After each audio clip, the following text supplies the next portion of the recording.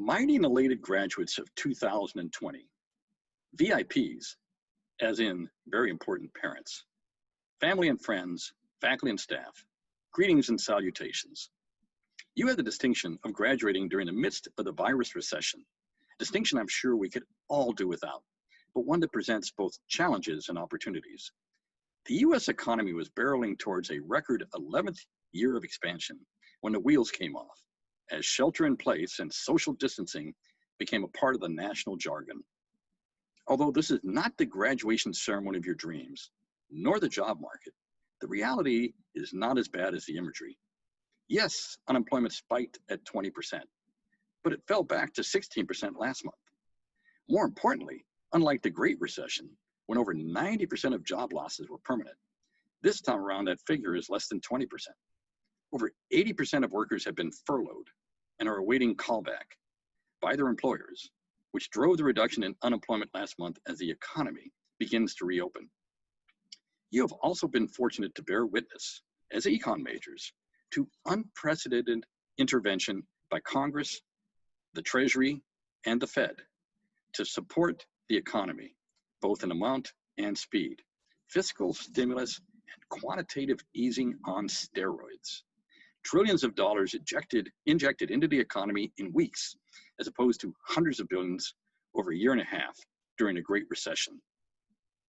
Whether this is an overreaction, underreaction, or Goldilocks solution remains to be seen, and you will see it. Since the shock to the system was a result of public health mandates, the virus recession may be only 1 to 2 quarters in duration. The Great Recession spanned 6 quarters, thanks to the subprime bubble and the massive amount of consumer and financial debt that precipitated it. This time around, personal saving is at record levels, meaning there is pent-up consumption demand to drive the economy as it reopens. So, counterintuitive as it may seem, count your blessings. Major economic upheavals create as many opportunities as they dash.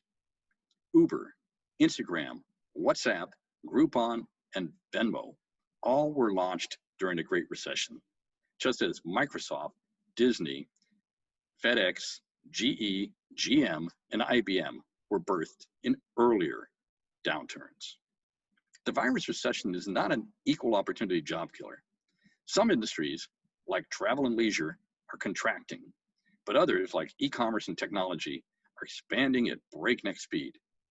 Go where the opportunities are. I began my career as an investment banker in November 1981 amid a recession, and I launched my investment banking firm, Greif & Company, at the tail end of another recession in March 1992. I've been a cycle rider my entire career, finding and holding fast to the silver lining no matter how dark the cloud. On that score, I would like to share some of the life lessons I've learned over the 43 years since I was sitting where you are today. Call it teaching young dogs old tricks.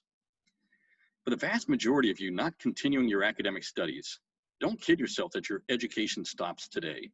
It's just getting started in earnest. Only the exams look different and the consequences of failing them. Case in point, me. I've been a deal maker since 1981. I enjoy a hard-earned reputation for being at the top of my field as a merger and acquisition specialist.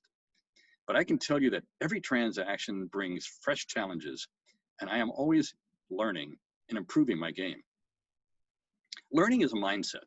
It's an attitude, and it will serve you well if you internalize it and make it a part of your very being. Many of life's lessons are learned the hard way by trial and error, failure, and success. I list failure first because you learn far more from your failures than you do from your triumphs. The key is to learn from your failures. Don't repeat them, and don't let fear of failing hold you back. Take the risk, embrace the challenge, and when you fail, notice I didn't say if you fail. As Denzel Washington aptly put it, fall forward, not backward. Pick yourself up and get back in the fray.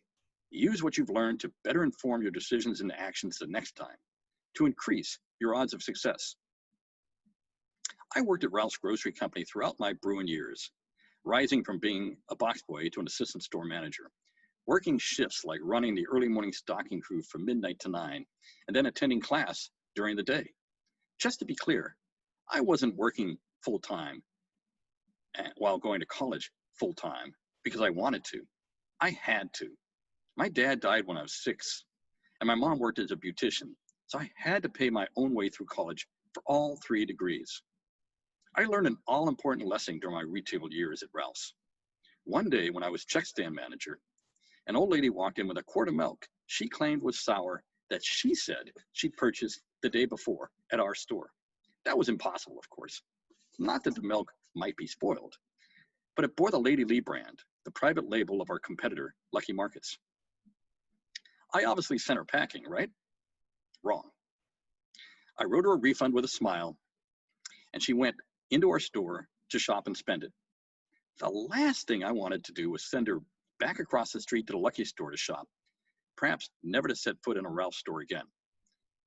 The invaluable lesson? The customer is always right, even when they're wrong. Throughout my decade-long apprenticeship as an investment banker with Sutro & Company, and at my own firm, Greif & Company, now in its 29th year, I have always put the customer's interests first. Unlike most of our Wall Street brethren, no one has ever or will ever accuse Greif & Company of putting our own interests ahead of our clients. The second valuable life lesson I learned after graduating from UCLA was that there are no gray areas either in business or in life. Crossing the line is a slippery slope, and what might start off as an inch across the line ends up being a mile before you know it. The trick is to never cross the line in the first place. We have institutionalized ethical business conduct at Greif & Company, right down to our mission statement. Do unto others as you'd have them do unto you. I encourage you to think about these things now. What are your values? What code do you aspire to live by? Identify your values, then live them. I wouldn't be where I am today if it wasn't for the support of other people. Teams win, individuals don't, but it takes individual effort to be at the top of your game. I resigned from Sutro & Company to launch my own enterprise in 1992, during what was then the worst recession to hit California since the Great Depression. It was a contrarian bet, but I didn't make it alone. I had 2 co-founders who took the leap with me. I can't overemphasize the importance of investing in and building your own personal network. Here's what I mean. As an entry-level investment banker at Sutro, I brought in my first client within my first 6 months on the job, thanks to a referral from one of my college professors. I secured my second client 6 months later, courtesy of a letter I mailed to all past graduates of USC's entrepreneur program. Yes, I got my MBA there. The letter introduced me as a fellow graduate and investment banker. The following year, when I was just a lowly assistant vice president at Sutro, I was invited to join the entrepreneur program's advisory council because they wanted to have alumni representation on an advisory board that had previously consisted entirely of entrepreneurs. That was like inviting the fox into the hen house as I began to do deals with my fellow board members. It was a huge career break and added rocket fuel to my trajectory as a young investment banker. My point is this: there are 800 econ majors graduating today. That's your network. There are 9,000 undergraduate students graduating today. That's your network. There are 5,000 graduate students graduating today. That's your network. Besides the class of 2020, there are innumerable Bruin alumni who have come before you. We are your network. Your professors are your network too. If you have not done so already, join the UCLA Alumni Association and attend events that are of interest to you and align with your career goals. Take my word for it. It will be the best money and time you ever spent. On Monday, the vast preponderance of you will be entering the workforce for the first time. If you want to get ahead, if you wish to succeed, give it everything you've got. Don't hold back. Strive to excel, not just to get by. If you've joined a meritocracy, you will stand out among your peers and you will be rewarded for your overperformance. If not, cut your losses and move on to the next company one that is a meritocracy. Always keep in mind what you learned in econ here, especially sunk cost theory. Your first loss is your best loss. Also, the laws of supply and demand. As an employer, I can assure you that if you bust your butt and do the best job you can, your services will always be in demand, and you'll never want for the job or career you desire. Trust me on this. It's easy to be an average employee, but good employees are in short supply, and great employees are an even rarer breed. Strive to be a great employee. Which brings me to another important life lesson that I learned early on that has served me well all these years. Don't give up, and don't take no for an answer. Perseverance pays may be a cliche, but that doesn't make it any less true. There's a wall in my office known as the Never Say Die wall. On it are examples of deals that woulda, coulda, shoulda died, but didn't because I refused to let them die. For me, failure is an invitation to redouble my efforts to succeed. Every M&A deal I do is a slice of life. There are always bumps along the road, obstacles to crossing the finish line, no shortage of opportunities for the deal to blow sky high. The trick is maintaining a positive attitude even in the face of adversity. Salesmanship begins when a customer says no. It doesn't end there. Another life lesson: don't expect your career to be linear, to follow a straight line, and don't sweat that it doesn't. I went from retail store operations management to corporate America to management consulting to investment banking to entrepreneurship. My career looked more like a pinball machine than anything I actually planned and implemented. Remember that learning from trial and error I mentioned earlier? Oftentimes, failure is the best way to figure out where you're going. I certainly didn't have a clue when I was seated what you are today that I would one day be an investment banker, let alone own and operate my own investment bank. If you believe in yourself and bet on yourself, all the while maintaining a positive can-do attitude and outlook, it will all work out in the end. You'll know your passion when you find it. It's when you no longer think of work as being work. When you wake up on a weekday morning and look forward to going to the office. A final life lesson is the importance of not just having a moral compass, but also having the strength of your beliefs to stand up for what you believe is right, no matter the personal risk or cost. There is nothing more important than your reputation and good name. You must be ever vigilant to protect and guard it, because without it, everything else you have is transient.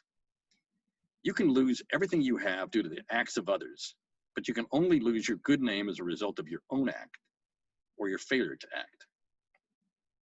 I am the son of Holocaust survivors. My dad was in the Auschwitz and Dora-Nordhausen concentration camps.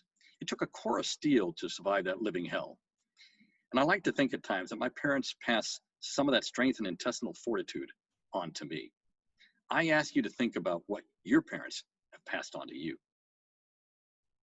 Win or lose, live your moral values. Have the strength of your moral convictions, no matter the personal risk or cost. Stand up for what you believe is right. Make a difference. Be the difference. Inevitably, no matter where your life journey takes you, you will encounter dark days. Learn to laugh at life. Fall back on your sense of humor. No matter how dark the cloud, there is always a silver lining.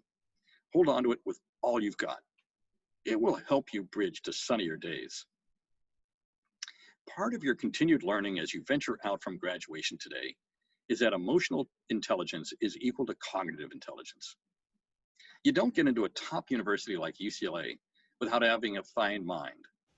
But EQ, including self-awareness, empathy, and self-control, is something you develop over time. Emotional intelligence will improve your game no matter what you want to be. So I have a homework assignment for you. And that is to read The Mood Elevator by Larry Sen, a fellow Bruin and founder of Sen Delaney Leadership Consulting Group, the nation's leading corporate culture shaping consulting firm. The Mood Elevator is an easy reference tool to remind you where you want to constantly strive to spend most of your time. In the upper blue zone of the mood elevator, not the lower red zone. The book explains how to interrupt negative thought patterns, such as angry, worried, defensive, and judgmental, that keep you stuck on a lower floor, and ride the mood elevator higher by cultivating mental attitudes like curiosity, patience, understanding, and gratitude. Despite the challenges life is sure to send your way, if you take the mood elevator to heart, I'm confident it will help make you a better, happier person and strengthen your interpersonal relationships just as it did for me. Class of 2020, we have had months of pandemic and weeks of civil unrest leading into your graduation today. But I can already feel the change in the air thanks to you and your peers. You represent the best of us, the bright, shiny future that lies ahead. Congratulations, good luck, and make us proud.